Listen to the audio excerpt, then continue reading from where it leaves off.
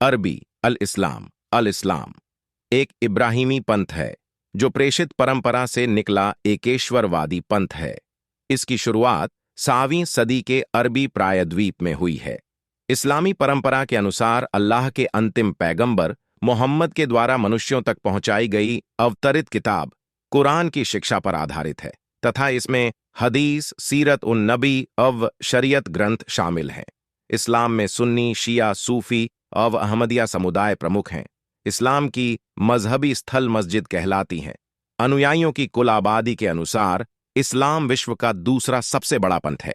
विश्व में आज लगभग 1.9 अरब या 190 करोड़ से 2.0 अरब 200 करोड़ मुसलमान हैं। इनमें से लगभग 85% सुन्नी और लगभग 15% शिया हैं। सबसे अधिक मुसलमान दक्षिण पूर्व एशिया और दक्षिण एशिया के देशों में रहते हैं। मध्य पूर्व, अफ्रीका और यूरोप में भी मुसलमानों के बहुत समुदाय रहते हैं। विश्व में लगभग 56 देश ऐसे हैं जहां मुसलमान अधिक संख्या में हैं। विश्व में कई देश ऐसे भी हैं जहां की मुसलमान जनसंख्या के बारे में कोई विश्वसनीय जानकारी उपलब्ध नहीं है। पैगंबर मोहम्मद सल्लल्लाहु अलैहि वसल्लम 517-632 को मक्का की पहाड़ियों में कुरान का ज्ञान 610 के आसपास प्राप्त हुआ। जब उन्होंने उपदेश देना आरंभ किया तब मक्का के समृद्ध लोगों ने इसे अपनी सामाजिक व्यवस्था पर खतरा समझा और उनका विरोध किया। अंत में 622 में उन्हें अपने अनुयायियों के साथ मक्का से मदीना के लिए कूच करना पड़ा। इस यात्रा को हिजरी हिजरत कहा जाता है और यहीं से इस्लामी कैलेंडर की शुरुआत होती है। मदीना के लोगों की जिंदगी आपसी लड़ाइयों से परेशान सी थी और हजरत मोहम्मद सल्लल्लाहु अलैहि वसल्लम साहब के संदेशों ने उन्हें वहां बहुत लोकप्रिय बना दिया। मक्का में स्थित काबा को इस्लाम का पवित्र स्थल घोषित कर दिया गया। 632 में पैगंबर मोहम्मद सल्लल्लाहु अलैहि वसल्लम साहब का देहांत हो गया, पर उनकी मृत्यु तक इस्लाम के प्रभाव से अरब के सारे कबीले एक राजनीतिक और सामाजिक सभ्यता का हिस्सा बन गए थे। इसके बाद इस्लाम में खिलाफत का दौर शुरू हुआ। वैज्ञानिक अध्ययन। इस्लामी इतिहास के शोधकर्ताओं ने समय के साथ इस्लाम के जन्म स्थान और किबला के परिवर्तन की जांच की है। पेट्रिसिया क्रोन, माइकल कुक और कई अन्य शोधकर्ताओं ने पाठ और पुरातात्विक अनुसंधान के आधार पर यह मान लिया है कि मस्जिद अल हरम मक्का में नहीं बल्कि उत्तर पश्चिमी अरब प्रायद्वीप में स्थित था। डैन गिब्सन ने कहा कि पहले इस्लामिक मस्जिद और कब्रिस्तान झुकाव किबला ने पेट्रा की ओर इशारा किया। यहां मोहम्मद को अपने पहले रहस्योद्घाटन प्राप्त हुए और यहां इस्लाम की स्थापना हुई, जिन्हें कभी कभी मोहम्मद या मोहम्मद भी कहा जाता है, का जन्म 570 ईस्वी में मक्का, सऊदी अरब में हुआ था। मुसलमानों का मानना है कि वह मानव जाति के सामने अपना विश्वास प्रकट करने के लिए भगवान द्वारा भेजे गए अंतिम पैगंबर थे।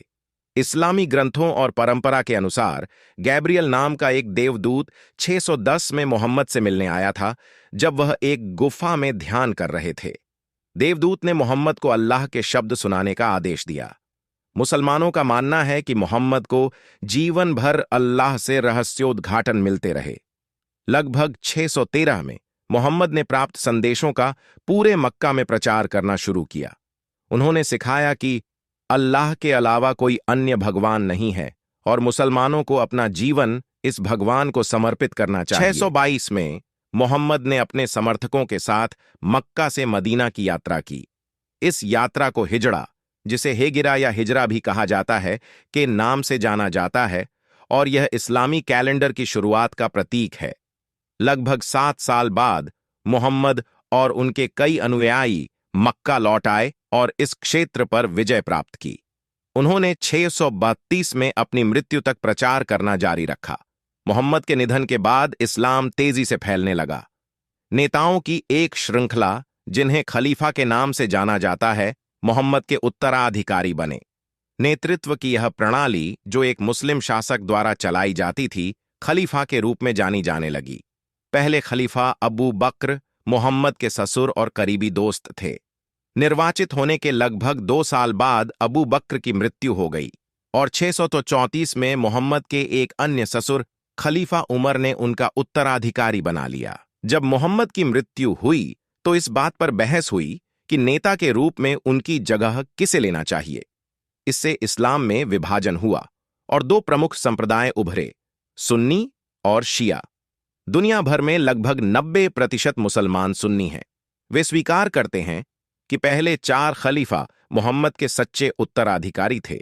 शिया मुसलमानों का मानना है कि केवल खलीफा अली और उनके वंशज ही मोहम्मद के वास्तविक उत्तराधिकारी हैं। वे पहले 3 खलीफाओं की वैधता से इनकार करते हैं। आज ईरान, इराक और सीरिया में शिया मुसलमानों की अच्छी खासी मौजूदगी है। कुरान, कभी कभी कुरान या कुरान भी लिखा जाता है, को मुसलमानों के बीच सबसे महत्वपूर्ण पवित्र पुस्तक माना जाता है। इसमें कुछ बुनियादी जानकारी शामिल है जो हिब्रू बाइबल में पाई जाती है, और साथ ही मोहम्मद को दिए गए रहस्योद्घाटन भी शामिल हैं। इस पाठ को ईश्वर का पवित्र शब्द माना जाता है और यह पिछले सभी लेखों का स्थान लेता है। अधिकांश मुसलमानों का मानना है कि मोहम्मद के शास्त्रियों ने उनके शब्दों को लिखा, जो कुरान बन गया। मोहम्मद को खुद कभी पढ़ना या लिखना नहीं सिखाया गया था। किताब अल्लाह को पहले व्यक्ति के रूप में जिब्राइल के माध्यम से मोहम्मद से बात करते हुए लिखी गई है। इसमें 114 अध्याय हैं, जिन्हें सूरह कहा जाता है। विद्वानों का मानना है कि कुरान को मोहम्मद की मृत्यु के तुरंत बाद खलीफा अब्बू बकर के मार्गदर्शन में संकलित किया गया था। आगे की जानकारी जानने के लिए हमारे इस्लाम चैनल को सब्सक्राइब करके बेल आइकॉन को ऑन पे सेट करें।